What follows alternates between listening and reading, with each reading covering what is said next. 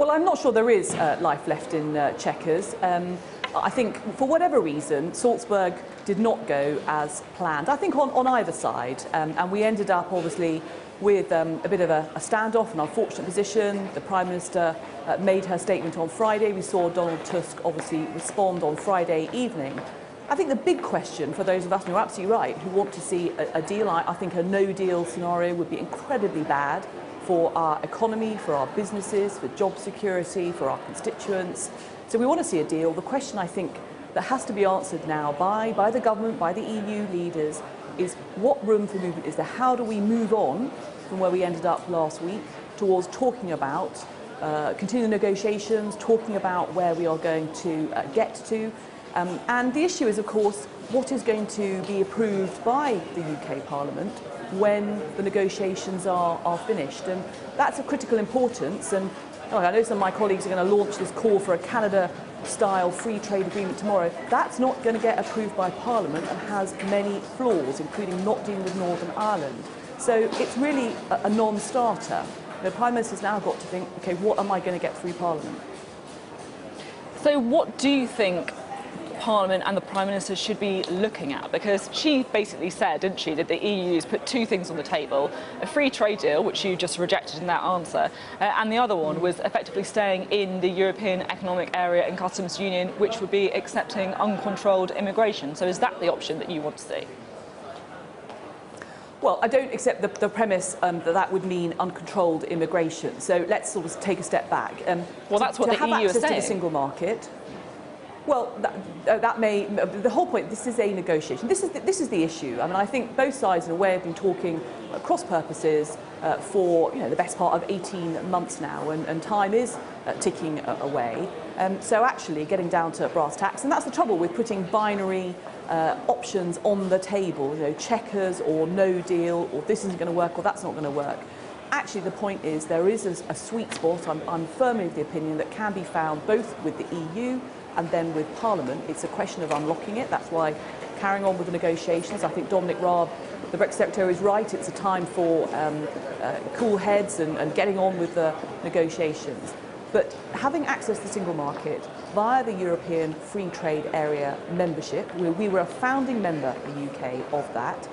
And their definition of free movement is different. It's free movement of workers. And I think that's important because the British public have a much more nuanced understanding of immigration than I think that the debate reflects. People are going to come here to work, to pay their taxes, to contribute, and I think people understand that. Look, I'm sitting in Loughborough, big university, just been named, congratulations, Sunday Times University of the Year.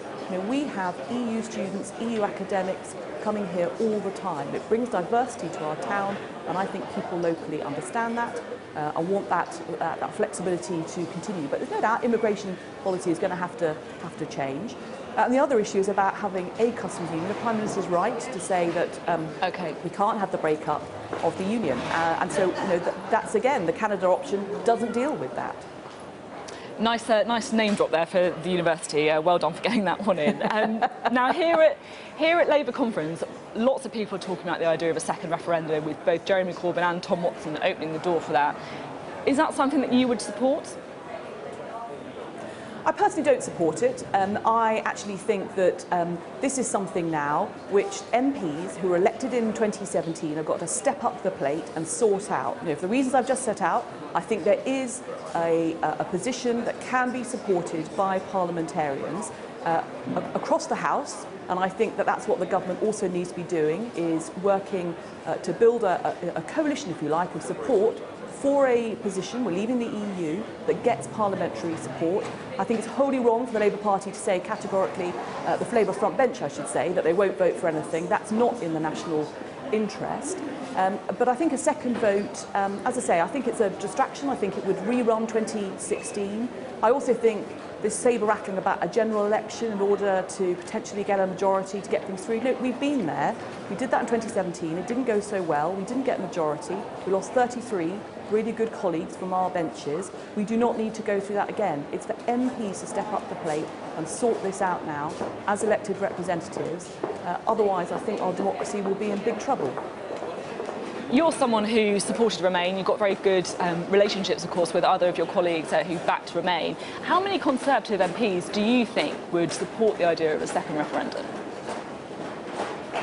Well, I think there's probably a handful. I'm probably sort of talking about those who've come out. I think so far it's about half a dozen or so. I think there's growing interest. You know, I've had since last week a number of people say to me that although they are not keen on the idea of referendum, they're not keen on the idea of a second vote. Actually, given the Prime Minister's own description of this being at an impasse, maybe a second vote is the only way to resolve this. And that's not my position, but I understand why people are thinking there's got to be something to break the deadlock. My preferred option, as I say, is to find a deal that Parliament will support rather than have the distraction of passing legislation to have a second vote. And as I say, the idea of having a general election to sort all this out, I think, is bad news all round. All that does is potentially, delay things.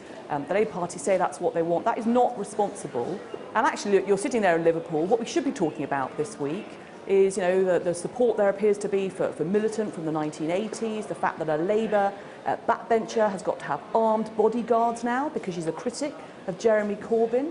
This is the sort of thing that we should be talking about, that Labour want to renationalise the railways. Seriously, is that their priority when they get into government? So look, there's a deal that can be done, put to Parliament and approved, and then we can obviously get beyond to look at the other issues that are facing us as a country. Well, let's look, shall we, at the state of the Conservative Party as well. You've been very critical there about the situation of the Labour Party. But on your own side, it does appear that you're fighting like cats and dogs over Brexit. There's lots of people who are very aggressively, if you like, criticising the Prime Minister, her future being openly discussed. Even supposed loyalists or people on the modernising wing of the party saying that actually after she's sealed the deal on Brexit, she should stand aside for a new generation. Is that your view? Do you think Theresa May's the woman to lead the Conservatives into the next election? No, I've been quite open about that. I think that she's not, and I think if anyone in Downing Street thinks that she is, then that will be a concern. My worry is that a lot of the time there's a focus. I understand it before our party conference on shoring up her position.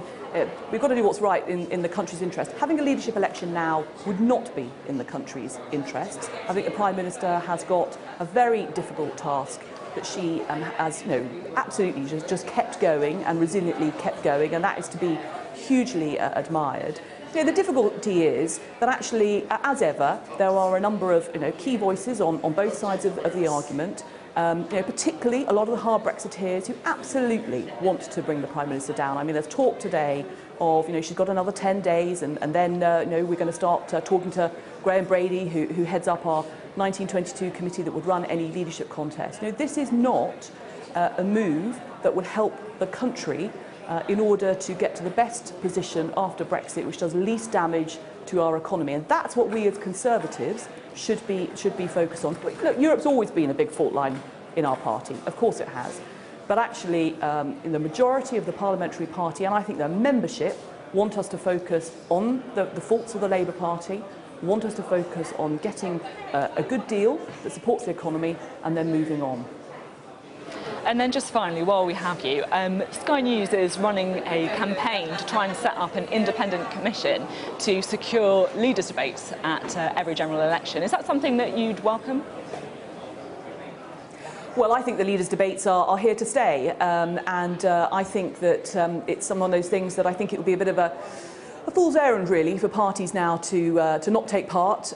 It was something that was noticed at the last general election. Of course, I think that the leaders' debates, things like the numbers and how they're constituted and everything else is perhaps a matter for discussion. I certainly found as a campaigner that the difficulty was in 2010 particularly, it all focused on the leaders' debates. It was hard to engage locally when those were going on, the run-up and all the talking about them afterwards. But I do think that actually leaders' debates are here to stay, and I think that that's the right position. That's going to be a part of our election campaigns going forward.